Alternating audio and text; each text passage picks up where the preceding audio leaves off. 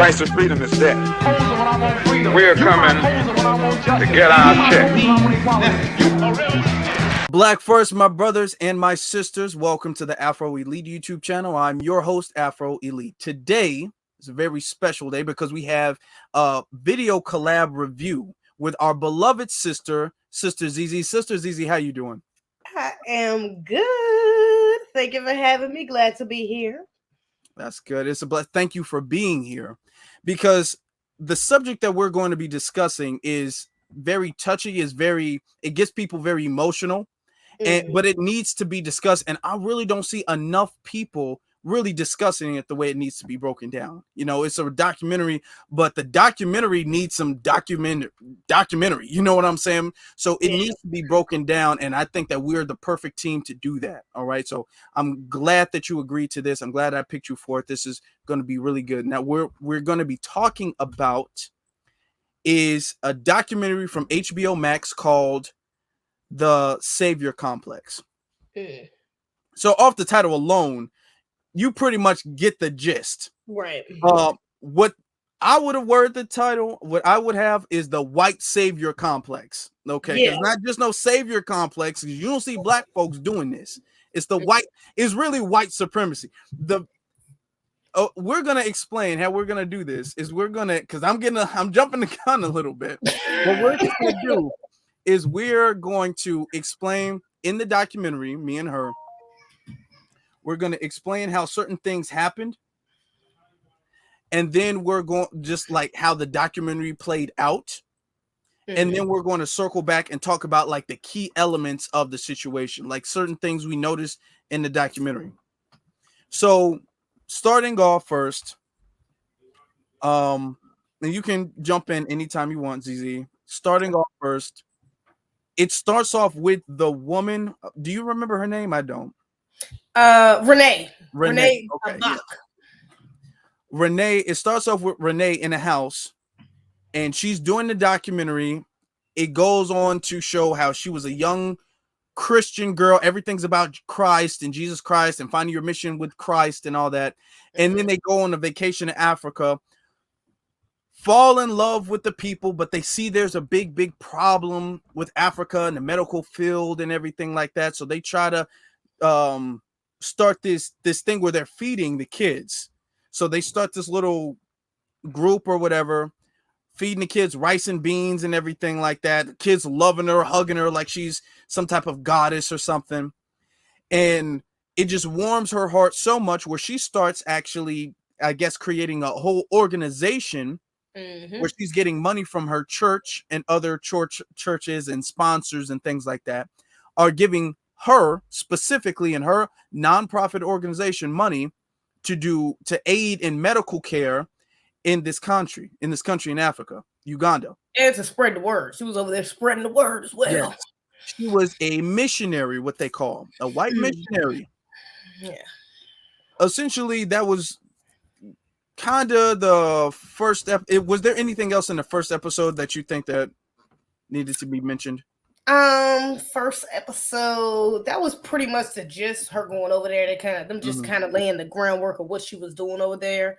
But they also show like they're going back and forth because they got footage from when she was younger, when she first went over there. So they're flipping back and forth from that to like her perspective now.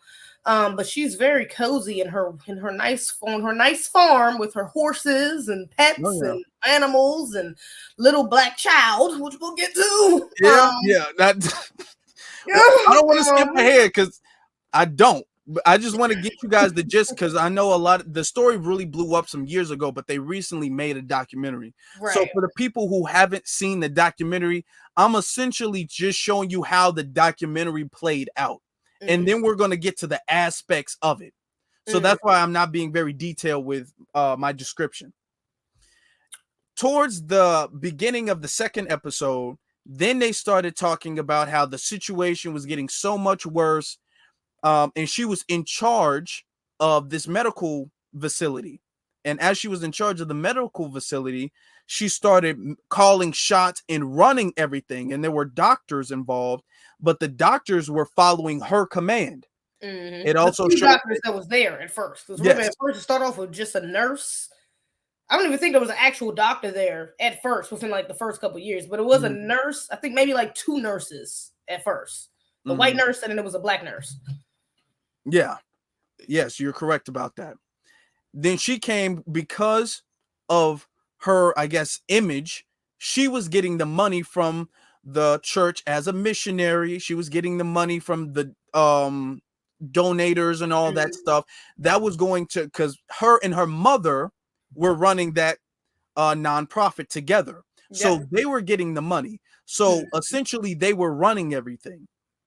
And they had a hospital. So that's important to know too. They had a hospital, but the money was going to the organization, to a small business. It wasn't going to the hospitals. Not like she was giving the money to the hospital. She was running like a building where they were bringing in sick kids. There was a white woman who I guess defected from missionary hood and co-founded the No White Saviors Instagram group. Nonprofit. And that was to expose the fact that you have white saviors, the white missionaries coming over, and they're essentially playing God, or according to what she was saying, they're essentially doing things that they really shouldn't be doing. They're not qualified to doing. In the second episode, they really dove into the fact that she was not qualified. Yeah. She, I guess, spent 2 weeks in some type of almost CNA program, but she was given IVs and she was prescribing medication, something that she was completely not qualified to do.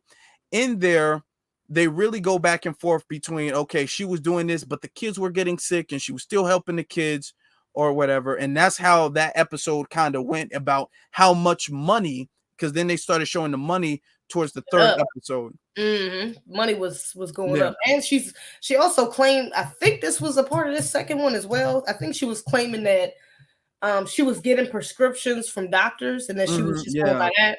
But then she also says that she would change like the dosage. Like she admitted to the white woman, one of the white nurses that was working for her. She wasn't even there for long. I think she said she was there for 3 months, if I'm not mistaken. Or she ended up reporting her after 3 months, if I'm not mistaken.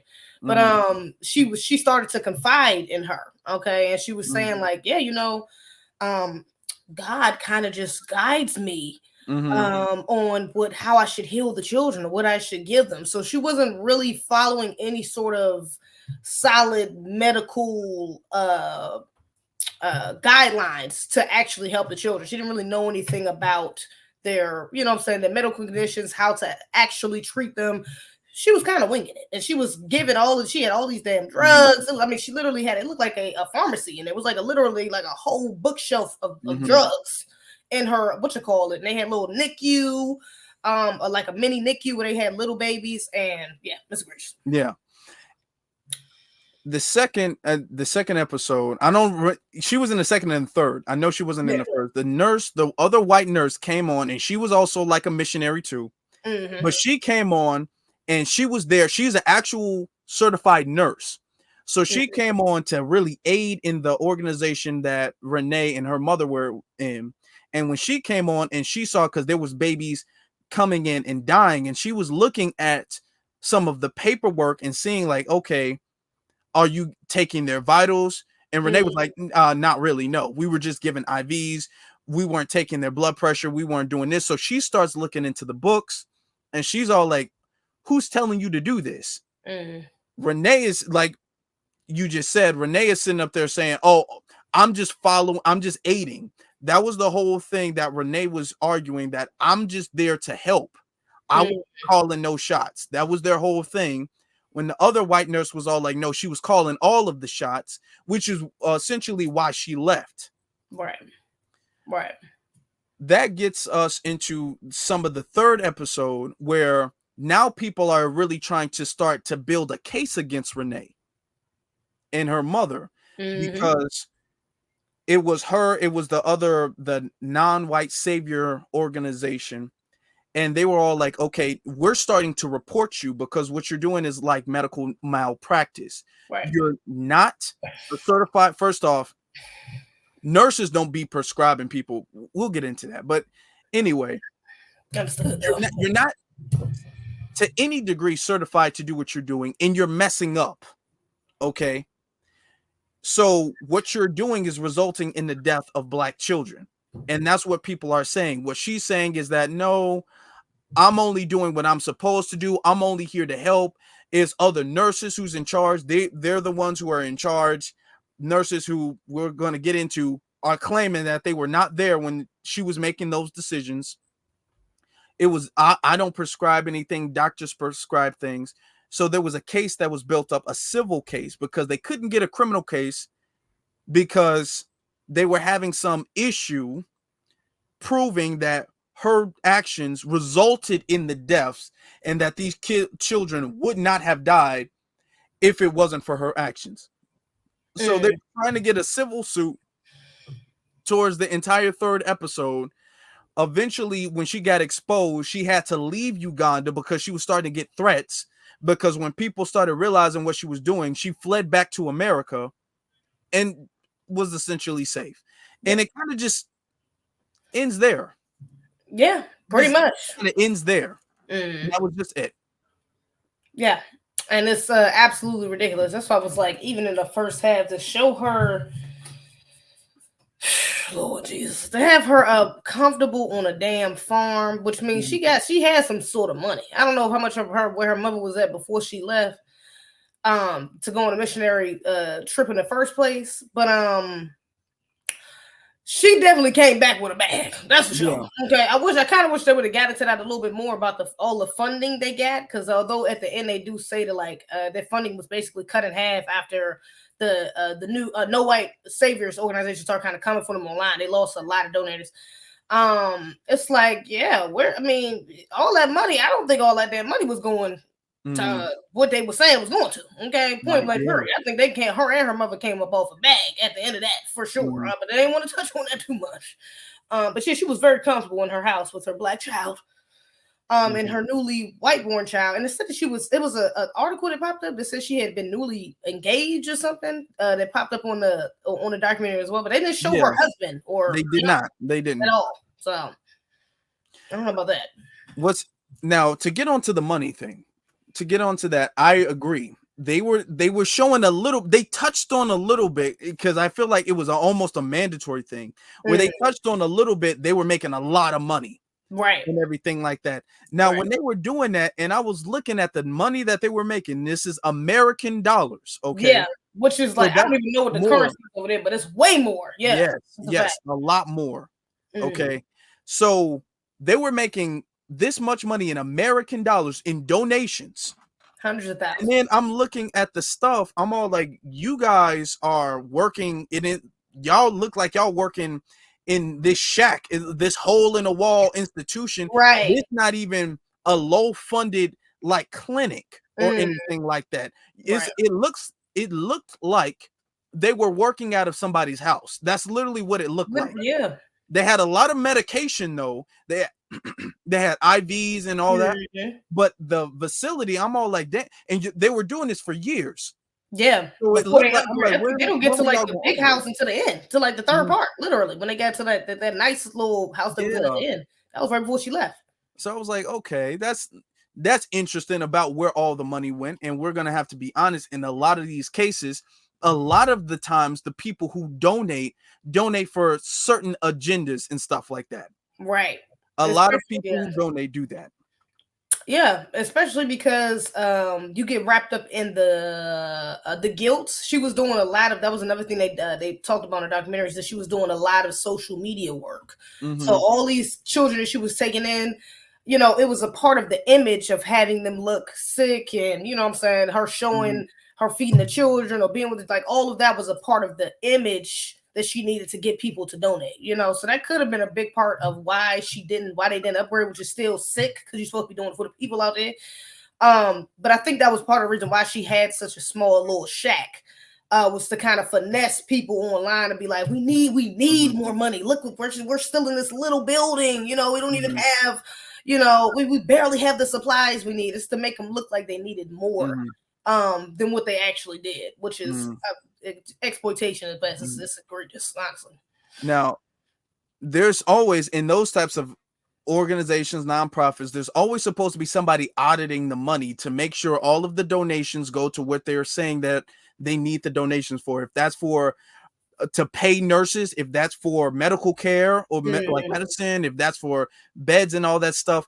In the first 2 episodes, is looking like there's so many kids, we can't even take all the kids at one point in time. That's kind of what they were implying. But in the 3rd episode, when they really started showing the numbers, I'm looking like, no, y'all making a lot of money. And something else too was that in the 1st episode, I noticed the doctor, he was, or in the hospital, he wasn't working with them, but he's all like, hey, we have a hospital here.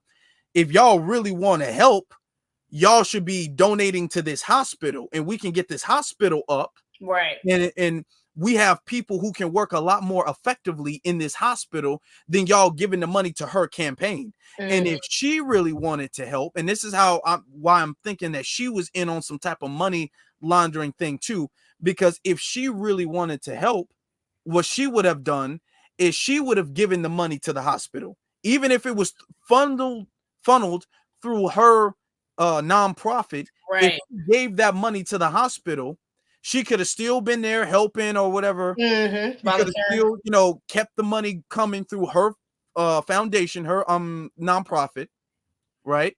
But she didn't. Yeah. She wanted to do her own thing. Yep. Because she thought she was just so divinely guided by Jesus, you know, who was telling her to help these children in need, okay, and was not doing it anywhere near ethically or morally correct. So, yes, that was BS thrown out of the window. Speaking of that, since we're on that subject of morality and missionaries sent from Jesus to go help poor little Africans, what do you think? Would you think about just the concept of white missionaries saving somewhere in Africa? I am in total disagreement with that, if I'm just being completely honest.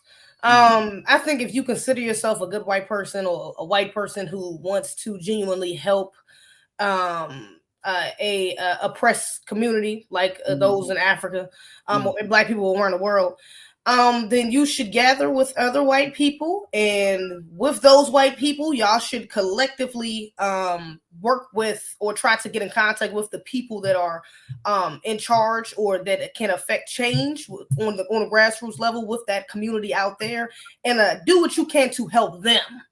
Okay, we don't need you to come here and put your feet to the ground, and we don't need that. Okay, if we want to use you for some sort of privilege that you have, like with her not having to really have any consequences about the actions that she did have, or paying off for the authorities, allegedly, from what they said they suspected inside the documentary, why the police didn't really mess with her. Then if we need help in that situation, but we'll let you know if we do. I'm not agreeing with you just going over there and just letting God lead you, and you doing what you think you need to do, for the people out there. I think they should be the ones to do that, and we, on the other hand, gotta be what we're gonna get to that. I ain't gonna even say that. Yeah. Ain't no way in the hell they should have let her over there. Exactly. Now here's my thing is this. I think I saw it just some years ago. I believe it was Malcolm X who said this. The reason why it was in an interview when they was all like, what do you think about like white liberals or white allies? And he's all like, he has an issue, or he's very cautious with that, because he knows when white people say they want to help, they come in and then next thing you know, they're in charge. Right. Next thing you know, they're running something. White people don't ever come in like, hey, I got some money, I'm gonna give it to you. You know the land, you know the people, you've been doing this. I'm gonna just fund you. Anytime they say, no, I want to help, I want to be the one in front of the camera, I want to be the one behind the camera, I want to be the one with the money, I want to be running everything. So all these, notice, and that's the thing with all these white missionaries, they don't ever come and they don't ever be all like, well, this is a hospital, we're gonna help you run your hospital or anything. They all like, no, this is our stuff now, and you guys come to me because God has sent me here to help you. I'm like a higher being here to help you. I'm like an angel. And she was literally holding her hand like she was an angel. Like literally in that picture. As an angel. Yeah, absolutely. And even a part of that is because of course these white quote unquote Christians which we know white supremacy is also religion. It's all in the same realm. Yes. So we know. But it's like they was pushing this idea, and not only just Renee, but the other nurse and some of the other they had like another missionary that came up there to speak, who was actually speaking out against Renee. And even Renee and her mother, all of them kind of had this idea of like, yeah, once you learn the word, you have to spread the word, and that's something like that. That's a part of our our purpose. And a lot of them come back. Renee specifically, they talked about how she grew up on a farm helping disabled kids as she was growing up. Now, this farm, from what we know of, didn't have no damn black kids. They didn't say nothing about no children. I'm sure they would have mentioned that. Pretty sure they would have mentioned that she had been around black children or non-white children. Did not have any mention of that. So I'm sure that she was probably around some white children helping these disabled kids. And she tried to connect that to, that kind of just got me into the spirit of wanting to give and help others. And so when I seen these people in need, it's like, you can say that, but it doesn't really make sense, because why do you feel your calling is across the world with a group of people? You ain't even been around here. There's black people here that need help. Let's just be real. You ain't even helped the people around here. So why wouldn't your calling be to go help other disabled children or children here in general? There's plenty of things for you to do around America for you to do, but you want to go all the way around the world where you got a group of people who's vulnerable, who can't understand you, who are easily tricked into your deception because they're thinking you're coming here just to help. From their perspective, that's what you look like you're here for, especially because some of them, the woman talked about how she had white Jesus on the wall, and the woman, white people. We got to get into that too. Lord, they had the little babies in there reading white like Bibles, little picture Bible books with white Jesus in there. You know what I'm saying? So that their idea of white people is different. They don't have white people. They call them, what do they call them? Menzingu? Yeah, it was something like that. Managu or something like that. Yeah, but their perception of white people is different than black people here in America, or black people who has been around, who knows the history of them, about our inactions. Okay. Yes. So just to do that, it's like you can't jump over that and just say, well, no, it's God that's calling me over there. It's like, no, babe, it's something else. Whether you want to realize it or whether it's a subconscious thing or not, you're going over there to dominate. That's what you've been taught in your religion, is to dominate. Okay. So yeah. And that's why they do that. So that's why all missionaries, they'll go over there. They don't ever go to no poor place in Europe, ever. Right. They don't even go to poor places, like she said, in America. They don't go to poor places in America.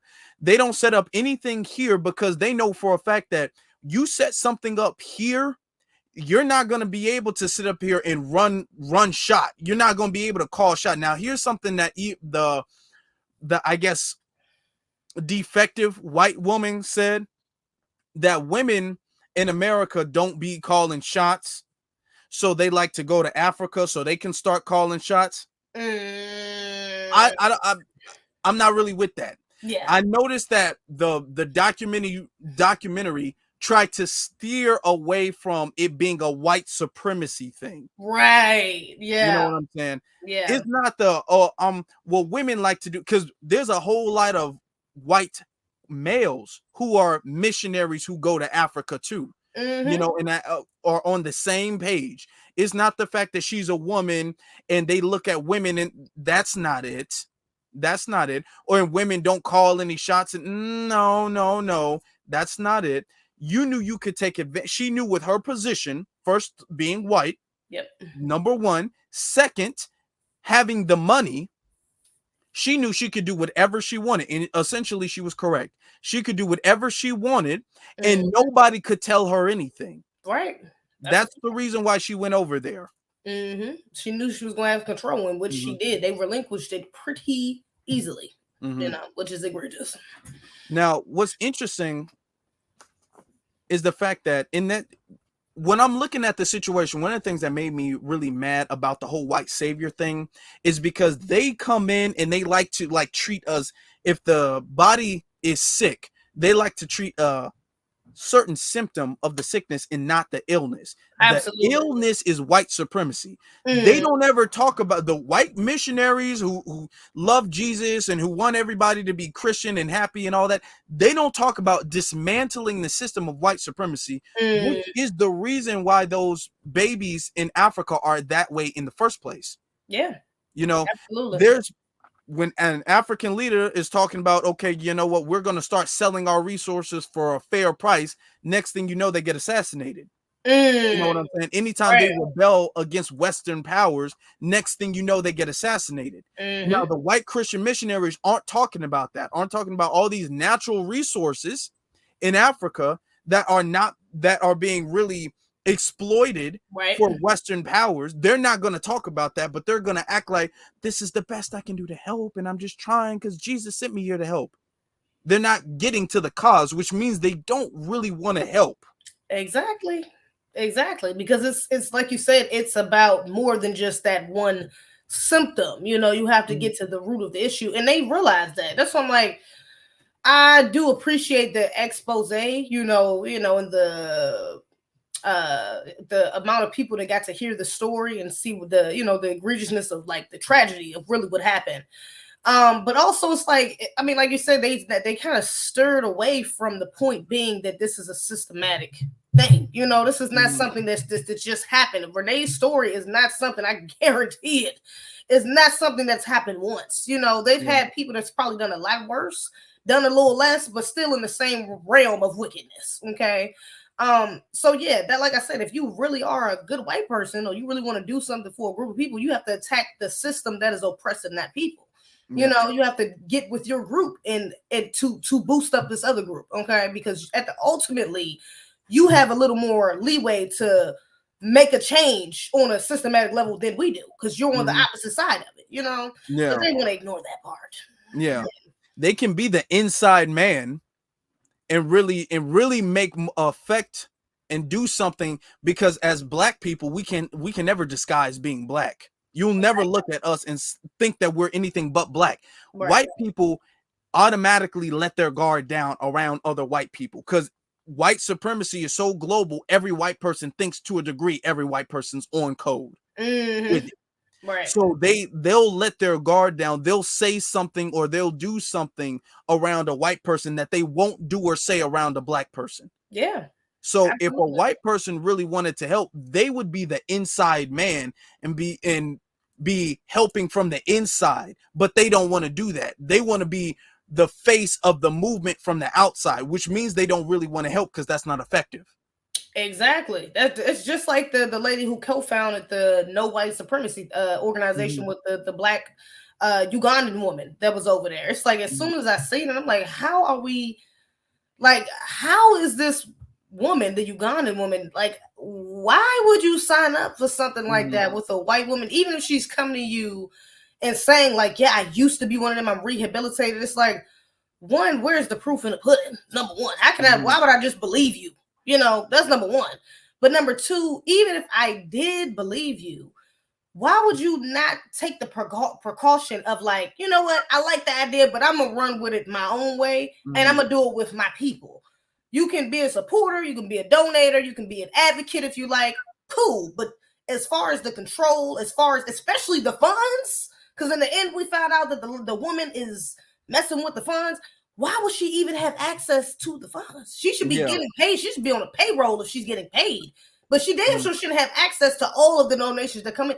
Like, that's illogical. If you know what these people are capable of, why would you even have them come into an organization where you're directly trying to expose what they're doing? That is not like it was such an easy way to infiltrate because she co-founded it. Why would you allow her, even if you just let her do that? Okay, if you want to do that, I like what you're doing, but I'm going to create something else. We're going to create a whole new thing just like that, but it's going to be just with us. Like, but you like bringing her in, that just doesn't it didn't make a lick of sense to me. As soon as I see it, I said, that's going to go south. There's no way that's about it. They're going to get to the end of this documentary, or I'm going to look up something recently on that page and ain't nothing happened with that white woman. I already knew it was going to be something. And of course, we come to find out it was discrepancies with the donations that they was getting, that she may have been mishandling funds. So yeah, but that just was unintelligent. That wasn't it. Yeah, and it lessens the credibility of the whole thing. When I saw it or whatever the case is, I'm all like, okay, so there is a, because I knew about the story vaguely from before I watched the documentary. So I knew there was an organization that was like really trying to fight against her and her organization. I didn't know the details of it. And then when I saw the white, I'm all like, okay, you know, the messaging is just first off, in my personal opinion, hypothetically, if I was in that situation, you ain't gonna be seen nowhere. You're not gonna be, you can be a private donator if that, but you're not gonna be seen nowhere. You ain't gonna be on no paperwork, you ain't gonna be nothing, because the image of that discredits everything. If we sitting up there talking about colonizers coming to the country, you know what I'm saying, and targeting black children, and I'm sitting next to a white woman talking about it, it messes up the credibility. I can't have people taking me serious about dismantling white supremacy, and I'm a co-founder with a white woman. It messes up everything. And then really, if we're gonna be honest, the white woman was the one really calling the shots with that. That's what it looks like. When you the one who's sitting up there operating with the money, whoever is making the money and moving the shots, the black lady ain't telling a white woman what to do. We know that. So she's the one running it, and that's something that needs to be discussed. The whole, I can't do anything without a white person's assistance. I need a white ally. We need white people. We need allies. That's something that needs to stop. Okay, that totally needs to stop. The whole, you trying to save your people from a white woman with the aid of a white woman who is just one of them. Yeah. It's detrimental and it's dangerous. And to a degree, that's what like, I feel for the people, because again, I understand that they were in a more vulnerable state. To living conditions was egregious, okay, for a lot of them. Children malnourished. Like, I get the desperation, the degree of desperation that some of them may have had, and then again, you put in the fact of white supremacy, the program, and white Jesus, all this other stuff, then the understanding white people and things like that. I totally empathize with that, let me say, because they're still victims of white supremacy. But at the same time, okay, there is a level where we get to, and it's like we have to be held accountable, because after you find out that this white woman is not in any shape or form, medically certified to be working on children. We're not even talking about grown ass people. We're talking about children that don't even got a choice in this. Their parents is bringing them to this lady. Okay, so innocent bystanders, innocent victims of what she's doing that are passing or getting worse symptoms or getting cured from something and getting something else. Like the little baby that what was the baby name? Patricia, who the nurse. She tried to do a fucking blood transfusion on the baby who ain't never, you're not even a doctor or a nurse, you're trying to do a blood, that is insanity, right? Yes, that is, yeah. But the little girl ended up getting a whole hole in her face, and it was the whole thing that she had. She ended up having to send her to an actual hospital because of the other side effects that she got from this blood transfusion that the little baby almost died. Okay. Yeah. So when you see like stuff like that, horrendous acts like that taking place, it's like, at what point do you say to yourself, at least, even if you're not going to expose this, I gotta back up away from this. Like, I gotta put my way of helping into something else, because this shit right here is clearly not what they're portraying it to be. It's like the doctors and nurses. You're a whole doctor, and you letting this white woman that is asking you questions tell you what to do. Yeah. Like, what? It's like that mentality. Even that one nurse I forgot what the one nurse, I think her name was Olivia. Maybe, if I'm not mistaken, that might have been a black woman from the No White Survivors name too. I'm not sure, but it was a black nurse who had been there really from the beginning, and she spoke English. And I'm like, there's no way this woman was around you. You a nurse. You know what you're doing. There's no way you was around this woman this whole time and you didn't pick up. It only took the white nurse 3 months to pick up on this shit. Yeah. So there's no way you've been there for years and you didn't peep like this woman don't know what the hell she doing. Or this is something. And she was an older nurse too. It's not like she was new. Exactly. So you've been doing this, So it's like those type of people. It's like, Renee, jail immediately. Yeah. Okay? But some of them, y'all kind of guilty as well, And we're gonna have to really wake that up, because the thing is that, like you said, with the other nurse, you've been working from day one. She was setting stuff up, and she went back to get like a 2-week training or something like that. And then she came back and then was giving IVs and stuff like that. And then I'm like, she was giving IVs, and then somebody said prescribed medicine. I'm like, prescribed medicine? And you literally see a video of her prescribing medicine. Like, we're gonna give him something. I'm like, you see her doing that. Now in a documentary, when she was talking, she was saying, no, I wasn't doing that. I was only following the doctor's orders. All of the doctors were saying she was running everything. Yeah, pretty much everybody except her was saying she was running everything. Yeah, she was putting herself to zero amounts of accountability. Yeah. Literally none. That was which also shows she didn't come to help, because somebody said they made a point in the documentary, if she really, really wanted to help, she would go back and get the qualifications. She would go back and be certified and then come back and know what she's doing to help. And she didn't want to do that. Now, getting to what you said about the population, the Ugandan population that allowed her to do that. You got parents. I completely sympathize and understand. If my child is sick, if my child can't breathe or whatever the case is, and this seems like the only chance, I can understand that. Okay. I can understand. I mean, you got babies who are surviving. Okay. So I'm not being unsympathetic. Okay. Mm-hmm. But the thing is that when you're doing that, and then this is complete medical malpractice, what she's doing, what she's participating in. You understand that, but you're too scared and cowardly to address her. And that's the thing that bothered me, because really everybody knew and saw. Even the black nurse was all like, yeah, she was saying what to do, and I was just doing it. Essentially, the only person who really like stood up and was like checking her a little bit was the other white nurse. Yeah. That it shouldn't have been like that. Nope. The people, and I'm not even talking about the nurse. When the community found that out, first off, the community should have been micromanaging everything she was doing from jump. Right. Off the rip. They should have been sitting up there looking at everything, even if they're not medical professionals, they should have been checking to make sure. She shouldn't have been allowed to feel comfortable with just doing anything. Right. Exactly. Especially when they start hearing that babies was dying. Yeah. No, they should have had somebody up there almost every day checking in on what the hell she was doing for sure. Like, for sure, and reporting back, like, yeah, this is what's wrong and what's not.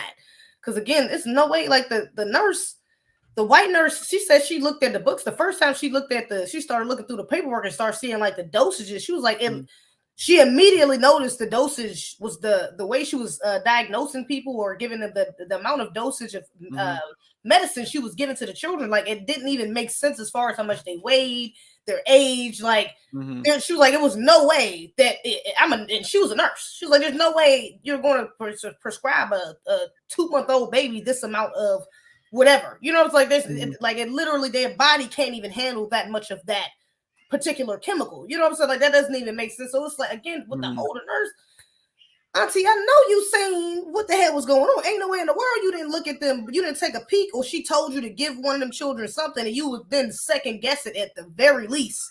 It was like, are you sure? Does this, like, that had to happen countless times, to be honest, as long as she was there, because she was there she was there from like the beginning to the end. Yeah. So that's unacceptable. It's unacceptable. Yeah, that is. You just going along with it, because the white nurse damn near immediately came in, and not only by looking through the paperwork, it's not like she just stumbled through the paperwork and was like, oh, that don't add up, that don't make sense. She's like literally looking and seeing the results. She's all like, no, because this child wasn't that sick, so they should have survived. So like, what's going on? Just by looking at the results, you as a nurse, and she was a new nurse. That's the crazy thing. She was a fresh new nurse, and she's looking at the results. I'm like, no, that don't make sense. Where's the paperwork? And seeing the paperwork, and then she started asking Renee questions. Renee don't know nothing. Renee's just hooking people up to IVs, taking pictures, and sending it back to America, and they're giving her donations. Essentially, she holding sick little babies and stuff like that. Like, oh, he didn't survive. Oh my God, that's so bad. And getting thousands of dollars in donations, and all of the other medical professionals, because she had, I think, one in the beginning, and then when they started getting bigger, they were able to hire more. Right. And none of them challenged her. None of them who were more certified, more experienced, lived in the land, knew the people. Everybody was all like, hey, well, I mean, she just called the shots, and that's just what it was.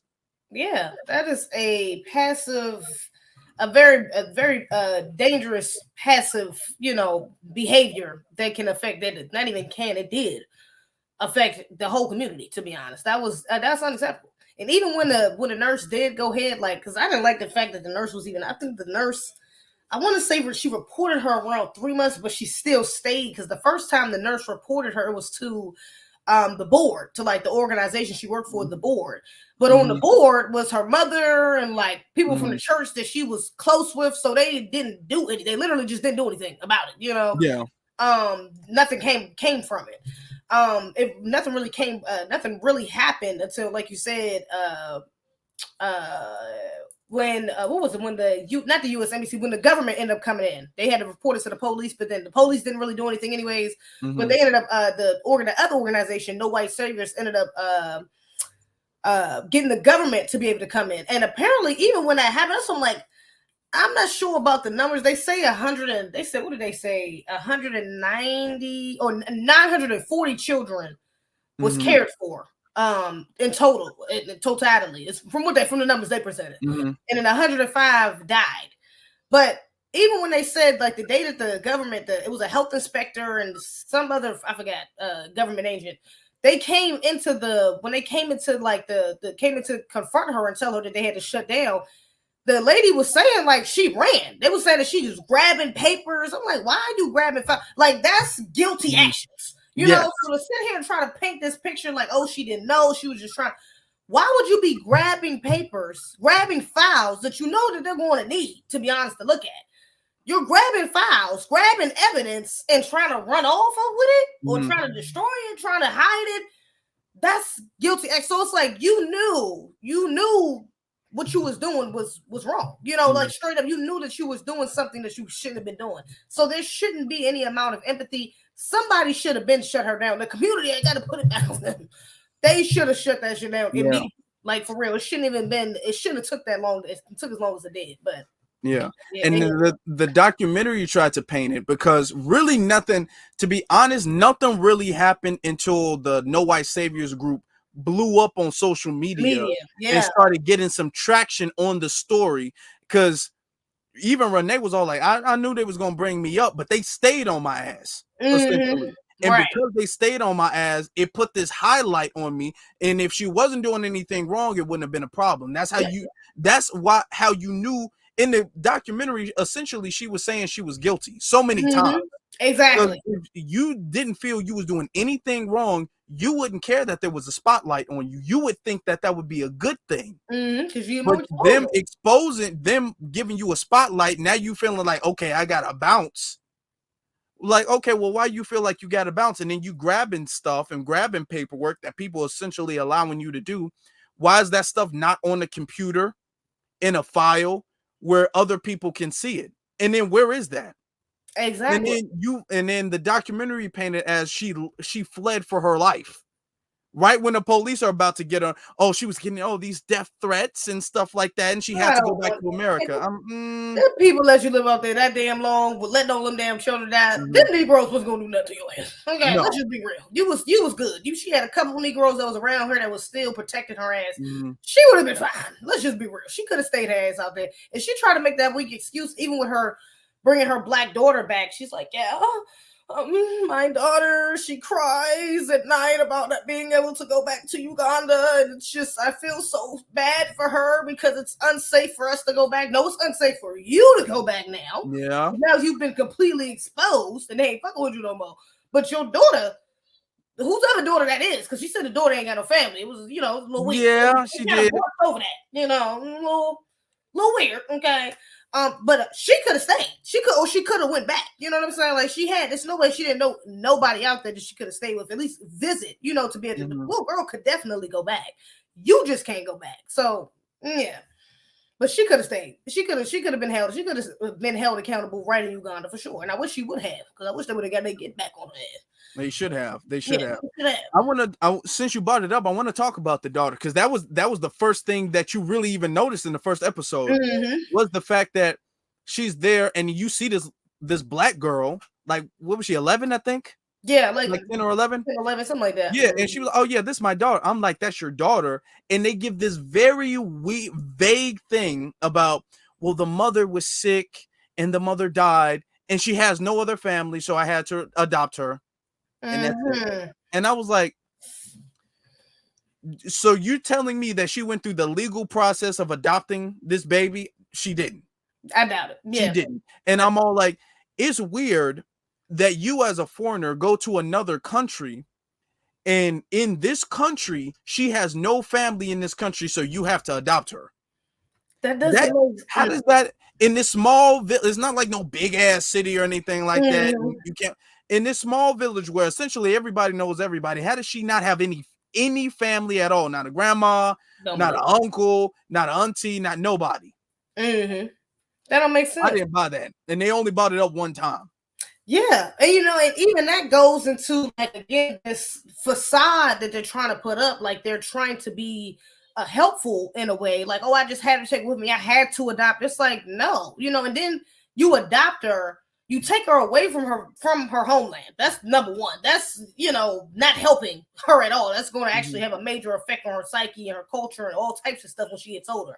Her connection to her people, all types of things. Okay, but then you not only remove her, take her to a whole nother country, but you put her in a part of the country where you're in a rural, white, more than likely very racist area, Virginia.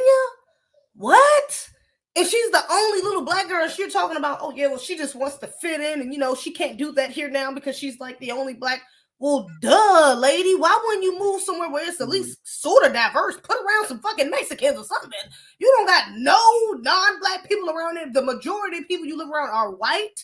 That's just insanity. Or at least move somewhere with some sort of immigrant. She could connect with other Africans, something. But you put her around and you expect us to believe that you have this heart of gold and you just want to help her. No, you're trying to whitewash this little girl. This little girl will grow up and think like a white woman.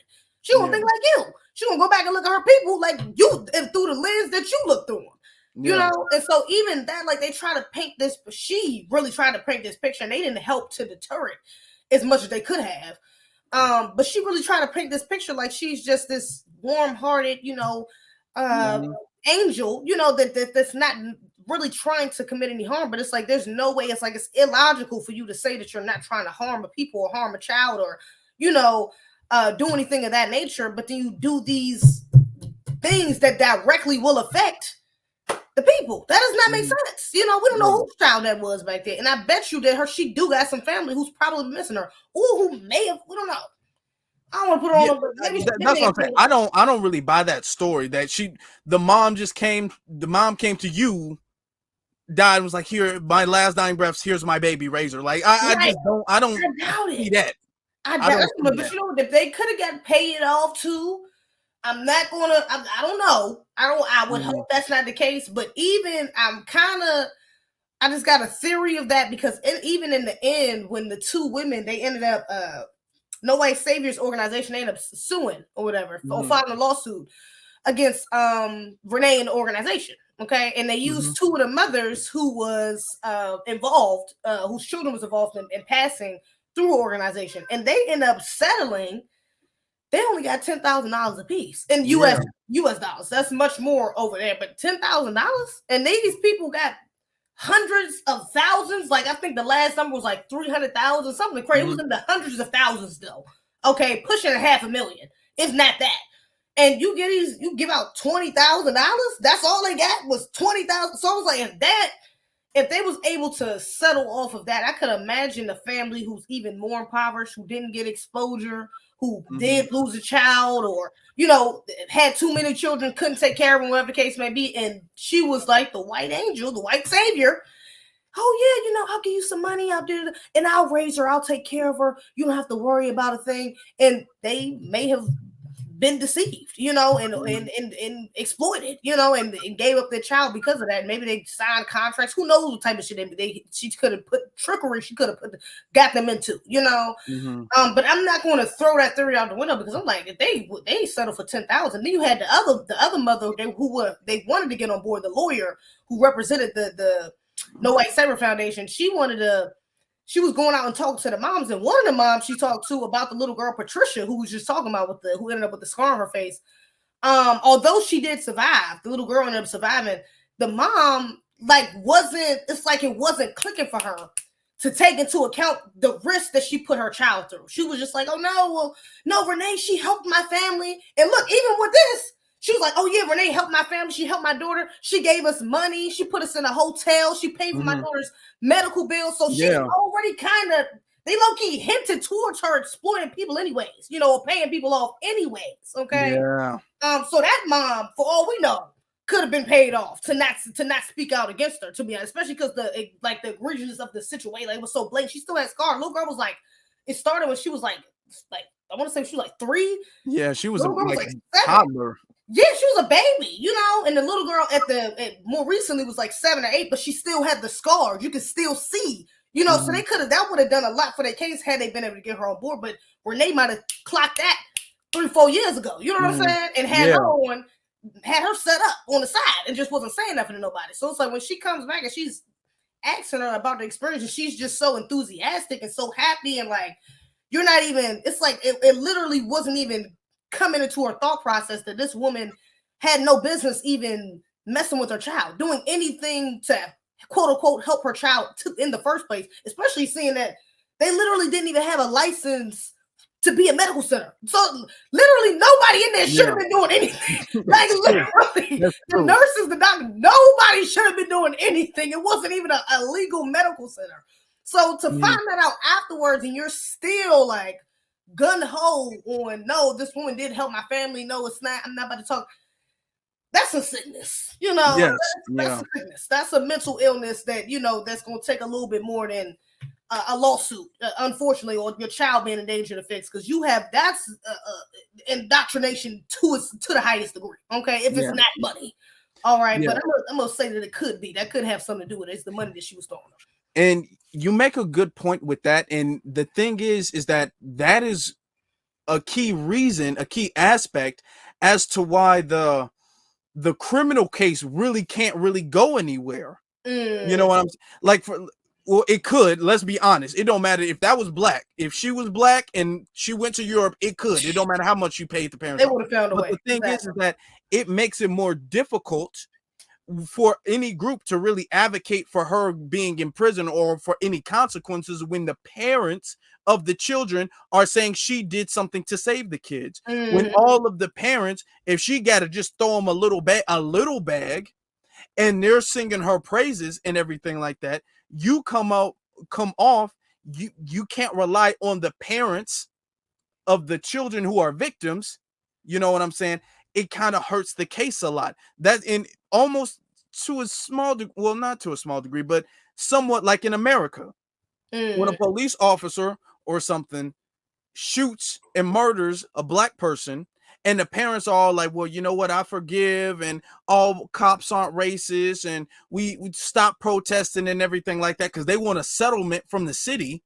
It kind of hurts the criminal case afterwards. Right. You know what I'm saying? Right.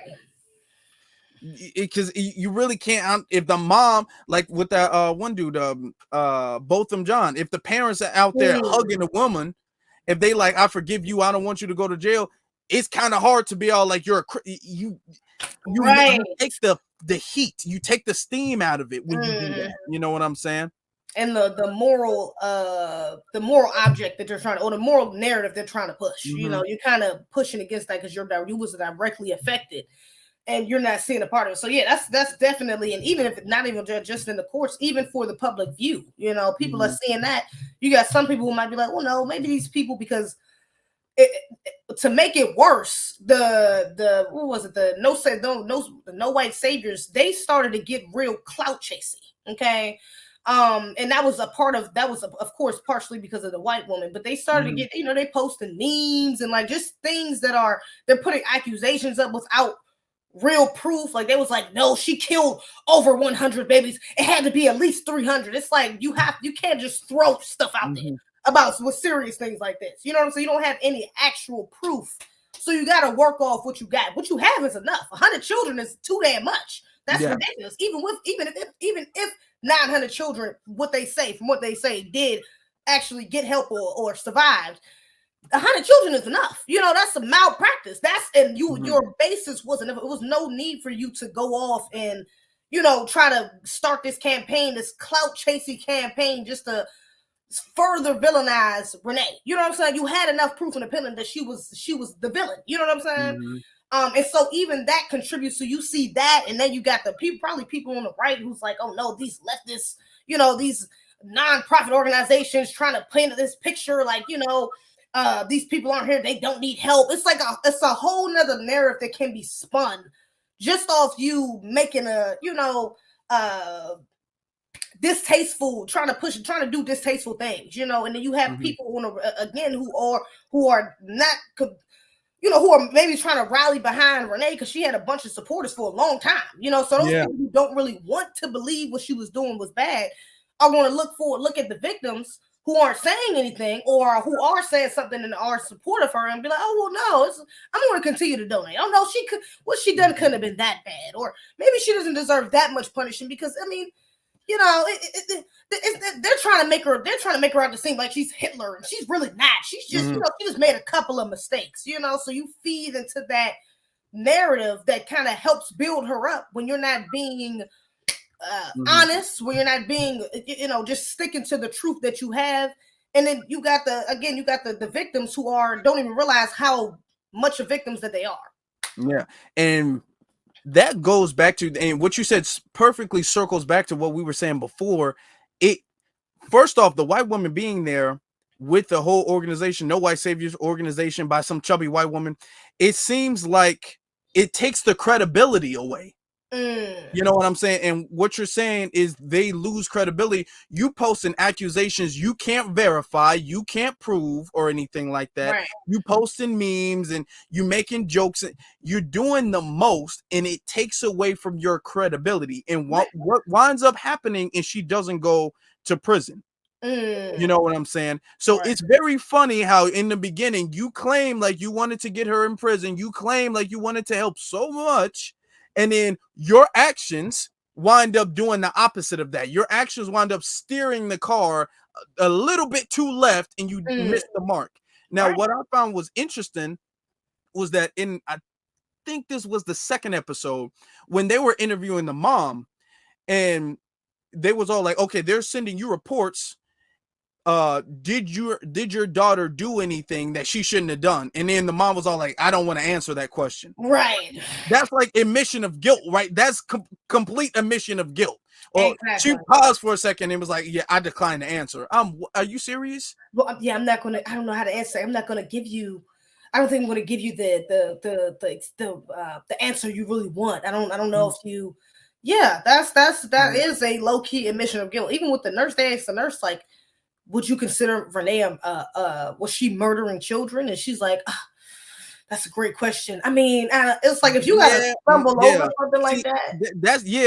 That's still them being on code. So y'all know, even the white people who are against her, and this really goes into like the levels of white supremacy. Okay, because you got what I call is you have active white there's two different types. There's active white supremacists and passive white. Okay. You got the active ones like Renee out there killing black babies, and then you got the passive ones who see it, but when you ask them about it, when they can really do something to stop it, they are like, well, I guess she might have made a mistake. She didn't know.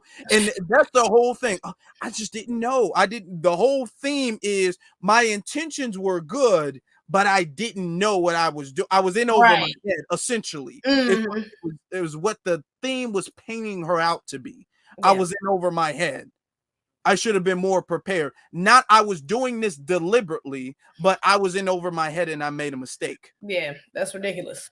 That's ridiculous, and it's unbelievable because it's not genuine. That's actually disingenuous, because they know exactly. Like again, it's just these people aren't dumb. They know what righteousness is. They know what wickedness is, and you can tell the difference. That's why when somebody asks you something, is she a murderer or was she out there murdering?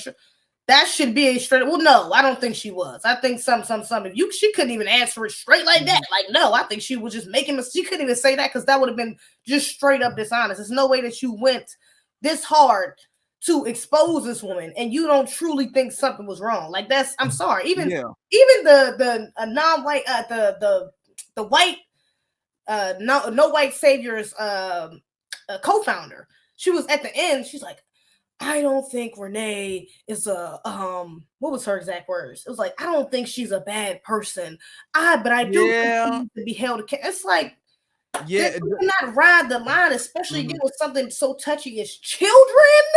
Again, we're talking about kids, we're talking about babies. Like, there's no way you can sit up here and justify this woman just didn't know. After the first child died, nigga, I'm out. Like, even if I was doing something like that and my heart was in the right place, after a child dies, I'm out. I don't care what I thought I was doing. I don't care how many kids I might have helped before. I got to get the hell up out of there. You got children dying. I don't care if they was on the brink of death. They might have died right before they got there. They was going to die anyways because they try to put that at the forefront. Well, most of these children, when they came, they were going to they were already pretty much dead. All of the ones she didn't save were damn near dead. What? That doesn't. So there's literally no way you can justify something like that. You have to be on code. That's why I'm saying that lady, the white co-founder, it's like, baby, she was on code. She was just playing her role. She was playing the passive. She was the active white supremacist, like you said. Then she played the passive until she went right back into a role of being the active. Yes, exactly. And this is what we say is called controlled opposition. Because she's acting as if she's opposed to what Renee is doing. And this is what you see in white society all the time. Like, for instance, when we go back to the police thing, you'll see them be out there, be all like, man, Black Lives Matter. I can't believe it. He needs to be held accountable. When you get them in a courtroom, they're going to acquit the cop, though. Right. When you get them in the courtroom, they be all like, well, it did look like he had a gun. You know what I'm saying? They're going to give the cop a pass. Right before they can really make the final, they act all the way up until the final moment of truth. Right when you ask, is she a murderer? Instead of saying yes, which you know she is, you like, well, define murder. You know what I'm saying? They playing that game. Right before you doing all this woofing, but before you pull the trigger, you're like, you know what? I have a second chance, second thought. You know what I'm saying? You're not really with it all the way, which means you're not with it none of the way. Exactly. The white woman, if she really wanted to change anything, first off, she should have went for the mom and the church. That's who she should have went for, because the mom is the one doing all of the numbers. That's how you really expose them if you wanted to, not making a bunch of memes and jokes about how she's the devil or anything. You should have went you should have did the paperwork to go after the numbers and really woke that up, because then you could have got the authorities really involved in that if she really wanted to, but she didn't. You sitting up there trying to make this seem like a joke, and what you seem like you're doing is being like a radical hate page. Right. That's what it seems like it is when you're doing too much. You lose credibility. Instead of going after the paperwork and after anything legal you can get, you know what I'm saying? You're not essentially doing that. What you're trying to do is almost give her a pass, and you are controlling the opposition. Yeah, there are people who are against her, and you're like, I'm against her too. Let me be in charge, and I'm gonna steer us in the right direction. And you just go left. Exactly. You know what I'm saying? That's exactly what he did. Exactly. Everybody's mad, and this is a tactic you see in white supremacy all the time. When black people are mad, they'll put a white person to galvanize the black people left. You be all like, yeah, I'm just as mad as you, black brothers and sisters. Follow me, and we wind up off a cliff. Oh wow, I'm sorry, didn't see that cliff there. Like, that's what they do all the time, and that's exactly what that woman did. Absolutely. No, they definitely honestly was all on code. Honestly, I would say HBO was doing code, to be honest, the way they Yeah. painted their picture. Because her being in the house is crazy. I'm like, y'all got this woman really, even with the little things, like they try to make her seem like a little airheaded or ignorant. Like she was reading one of the articles they had wrote about her, and she's like, she's hateful. She's she's what is that? I'm gonna chop up this word. A neo-colony? What is cologne? Damn, I had to fuck up the word myself. What is the word? Colonialism. Colonialism. Neo. I'm trying to impersonate her.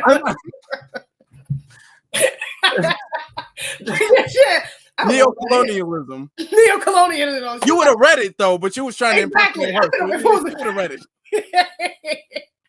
But she's like, what is? I don't even know what that is. She like laughs it off. Like, I don't even know what that is. That's never heard that word before. And notice, if you notice when she's doing like the interview and stuff like that versus, and this is the slight little thing when she's doing the interview versus when you see her on the field and stuff like that talking to people. In the interview, she tweaks up her little valley voice. Yeah, you know what I'm saying. Tweaks her a little. Well, I'm just a little farm girl, and I can't really do it. I'm just a farm girl who's trying to help the little blacks. Like that's what she tweaks that up. But when she's talking, I'm like, you don't really sound the exact same. Yeah. She knows what she's doing. That's because she knows she's playing the game. She's trying to make herself good because she's still being affected by it. Even though this happened a few years ago, she didn't necessarily get not necessarily. She didn't get any charges pressed on her. She didn't go to jail or anything like that. It still has affected her life, especially I'm sure a lot of non-FBAs, immigrants, Africans from around that area specifically know of her. And that's probably also why she chooses not to be around them. She chose a rural white area on purpose because them people, even if they do know about her, they probably feel bad like the other white people in the video. You know what I'm saying? They got a little sympathy for her, or they love what the hell she did and they don't care at all, or they might not know her, but either way, she's safer. She's safer over there. Okay. So yeah. Also, I want to talk about, and this is something that we see a tactic in white supremacy too. They will take a group of people who are in on something, and then they'll throw one of them under the bus if they need to. They'll make one sacrifice, and that one sacrifice was Renee. Right, exactly. Because she was the biggest one. She was the one in front of the cameras posing like she was an angel and everything. But I'm looking at, okay, clearly, very clearly, the mother is in on this, all of it. The mother is in from jump, and the members of the board too. They never talk about their names. They never show their face. They never attempt to do an interview with none of them. I'm all like, hold on, because y'all was getting multiple reports about, hey, it don't look like Renee know what she's doing. It don't look like Renee should be doing this. Y'all was getting multiple reports of that, not just the mom, but to the board too. And they're not doing anything but allowing the organization to continue and allowing it to be funded. Exactly. So all of them need to be looked at, not just Renee.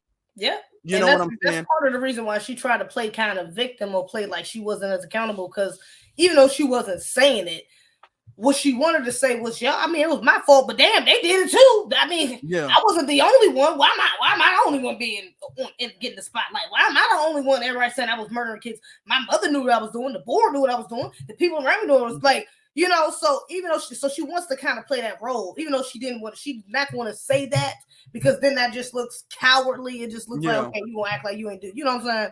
Oh, well, it's you're pointing fingers, when you need to be, we talking about you. So that just wouldn't have helped her narrative if she would have blatantly said that. But that's how she felt, was like, oh, well, I wasn't the only, I'm not the mastermind behind this. Why am I the only one being held? But it's like, you wanted to be at the forefront when everything was good. So now you got to be at the forefront when everything is bad. That's what happens. True. They use you, abuse you, and then break you. That's what they do. You a tool. So, yeah.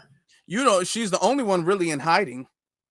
Yeah. Everybody else now, and I don't think necessarily, because she went when she was kind of young. She was 16 when she first went. You know what I'm saying? Because she's not even, despite how white people age, she's not even like an old lady.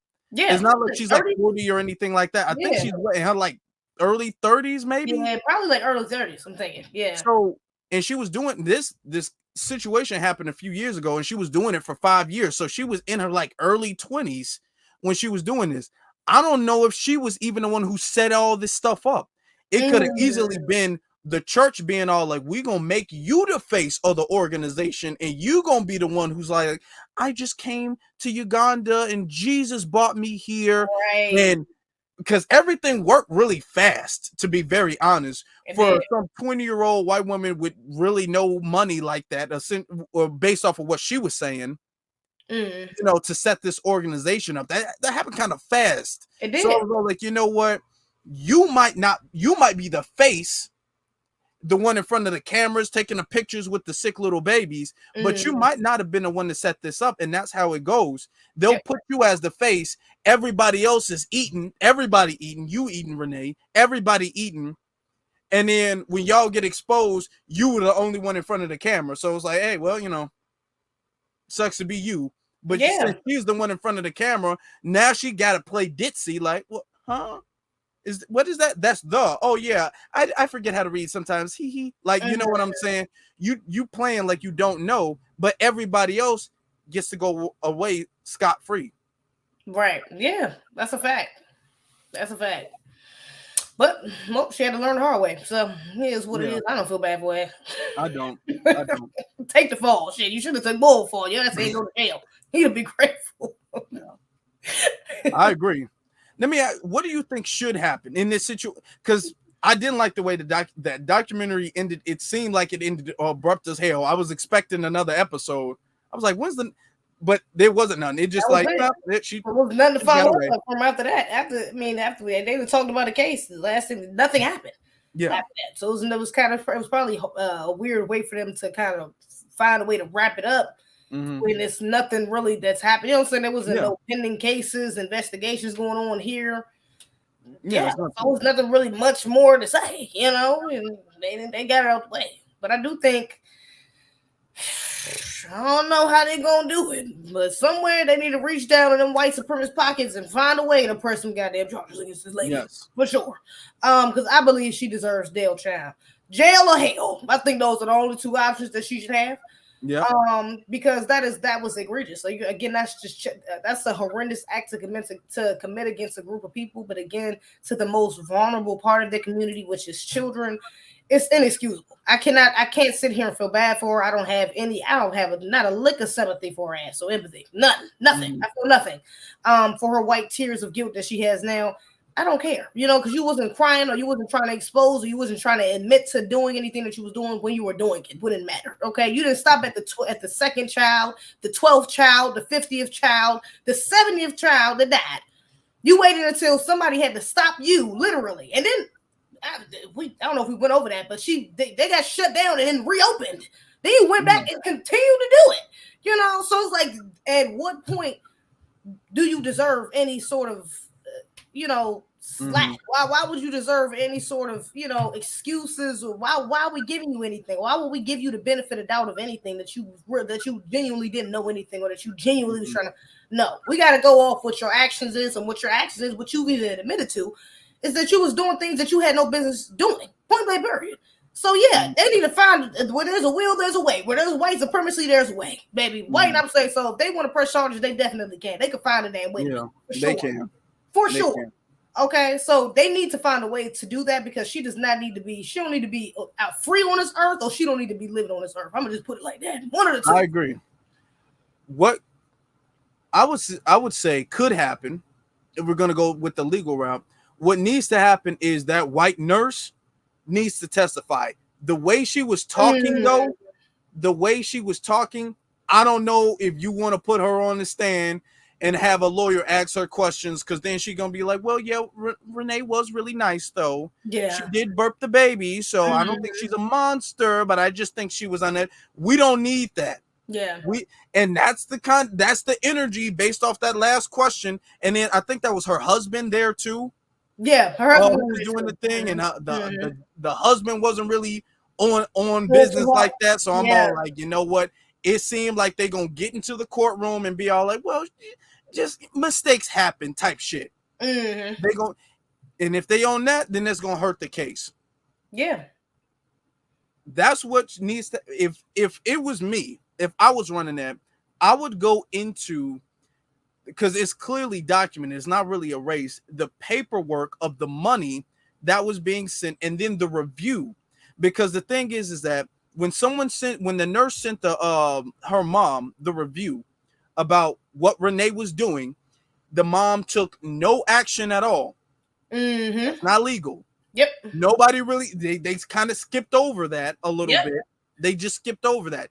They need to go back to that. They need to go back to, did the mom know, who else on the board know, and then they just continue to do anything without any sort of adjustments. Okay, that's what needs to happen. Yeah, they should be charged for that as well. They should be charged as well. Everybody on the board, and especially your mother, for sure. I agree. Exactly. And that goes back to what you said. HBO was kind of on code, because the interviewer kind of had a couple moments where they stumped the mom and they stumped Renee. But if they really wanted to like really get in deep and expose that, they would have dived into that aspect. Because that's what I was thinking the whole time. I'm all like, okay, well, who else is not just the mom and the daughter getting all this? Who else is in on this? Right. You know what I'm saying? I'm gonna be honest too. Some of those nurses in Uganda who was with it, if we gonna be honest, if we're gonna be honest though, children died. So it's not any time to mince any feelings or anything like that. Yeah. Those nurses, I don't think they need to be. Those nurses need to be held accountable. All of them. I agree. Under her. Okay.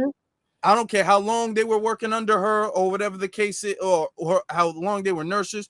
If they were working under her, the doctors as well too, and allowing her to get, because there was one person, I think it was a doctor, he was all like, well, yeah, she's doing it, but you know, the government we don't really want to say anything because the money is coming in from the West. And if we start telling her what to do, then it's gonna be they're not going to want to donate anymore. It's going to detract from the donations. Oh, you need to get your ass locked up too, because essentially you know what she's doing and saying, but she got the bag though. Essentially what you're saying. Exactly. So all of them need to be held accountable as well too, because that needs to stop, where folks get to go into Africa, or since we're talking about Africa, since folks get to go into Africa, Uganda, whatever, and they get to find the off-code people to kind of cover them. You know, the sellouts to kind of give them cover. They need to be made an example of too. Yeah, because them nurses, they ain't go hard enough for me. That one nurse, the older black lady, a nurse that was there, I think she was talking about some of the things she was doing wrong, but she wasn't going hard enough for me, baby. No, I don't think nobody in that damn documentary was going hard enough for me, if I'm just being honest. Except for maybe like the mother, one of the mothers of the child that was there. I mean, that got affected, who helped testify in the lawsuit or whatever, or join them with the lawsuit, however they did that. Maybe her, but honestly, nobody really went. And one of the doctors was talking. He was going in a little bit too. Yeah. Other than that, nobody was really going in on this lady the way they should have. You know, like she was killing children. That is egregious. That's one of the worst crimes you can commit. Is any acts harming a child. It's inexcusable. So yeah, she should be held accountable. Everybody who allowed her to continue to do that for so long should be held accountable as well. I agree. Yep, that's what needs to happen. An example needs to be set, because let's be honest, she got exposed because I guess she had a relation, and it seems more like they had a brief fall. It seems like the two white girls had a falling out. That's kind of what it seemed like. Low key, it gave that, because she said she got close to her and she was confiding in her. Yeah, it definitely gave that. That's probably why she wasn't trying to go in there as well. Part of the reason why, at least. That it does, and that's why I think that's the reason why she didn't go after the organization. I think they were both there on the same thing.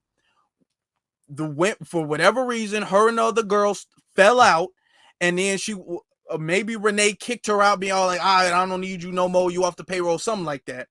They fell out for whatever reason. This is what I'm not saying it happened, but this is what I'm suspecting. Because they might have fell out, and then she joined up with some people who she knew was upset, be all like, I'm in charge, I can do this, and she was kind of like getting at her a little bit. That could have been one of the reasons. But the thing is that she never went, and that's what I'm saying. if you really wanted to expose anything, you would go for the organization. And then it could have seemed like halfway through, she kind of got on code a little bit, was all like, oh, okay, hold on, let me not wake this up all the way. I was mad before, but let me start to walk this back with trolling. Mm-hmm. Now I'm starting to feel that white regret of getting off code. Let me walk this back with trolling a little bit, steer this ship to the left. You know what I'm saying? Right. So it could have been that too. Somebody, and that's why you got to vet. First off, I'm not a big white ally fan. I don't really believe that, but you got to vet everybody coming in. Exactly. All of these, I'm a white person, but I understand your pain and I just want to help you. No. Too many black people like, really? Sure, come in. You're in charge. Like, there's too many. No, exactly. So, yeah, egregious. So, but I think any final thoughts? Yeah, that's what I was about to say. I did think it was a cool documentary overall. You know, got the point across. You know, had a lot of evidence and different testimonies and things of that nature. So I did like that. Well put together. It kept me engaged the whole time. So it was a pretty well made documentary. I'll say that. You know, even with the things that we talked about that I wasn't a fan of. Overall, it was cool. I'm glad I learned more about the story because, like you said, it did go viral a couple years ago. I feel like I might have talked about it or something when it came to the news. I remember hearing about it for sure, though. But this is the first time I heard it, everything laid out in detail the way it was. So, yeah, it was informative, to say the least. So, yeah, it was cool. It was a good watch. I think people should go watch it. Yeah, I agree. It's on HBO Max. It's called Savior Complex. Okay. So, I agree. And we need more documentaries of things like that, even if they didn't really go in the direction they should have, in my personal opinion. We need more stuff like, because they could have just ignored that story and people would have forgot about it. There's a lot of people who probably didn't know about it, heard about it briefly, but know about it now. So we need more stories like that, like really woken up for the people, for the public. So I'll say that. I'll say that. Right, exactly. You know, where can people find you? Well, pretty much on everything: YouTube, Twitter, TikTok, Instagram. That's everything. Everything is Zeze, Zez Rants, Rants. Everything is Zeze Rants. Okay. Y'all make sure, and of course, y'all know how it is. All of her stuff gonna be in the description anyway to make it easy for you. Just click it, okay? It'll take you to the app. So y'all make sure y'all follow her on all platforms: YouTube, Twitter, Instagram, TikTok, all that stuff. So y'all make sure y'all do that. Y'all make sure you guys subscribe to this channel, though. All right. Make sure you follow me on my social media pages: Afro Elite on Instagram, and then the Afro Elite on Twitter, and Afro Elite on TikTok. Okay. This was a good review. You will be seeing like more review. I think this was a really good collab we did. For sure. About the points, we really bounced off each other very well. And when if there's more stuff like this, or if there's something else you want us to review, you know, let us know that in the comment section below. You know what I'm saying? Because stuff like this needs to happen more often. Definitely. Thank you so much for having me. It's been a pleasure, as always, as usual. It definitely was. I'm glad you came. With that being said, my brothers and my sisters, be one salute to every single last one of you all, and you all have a good one. Peace.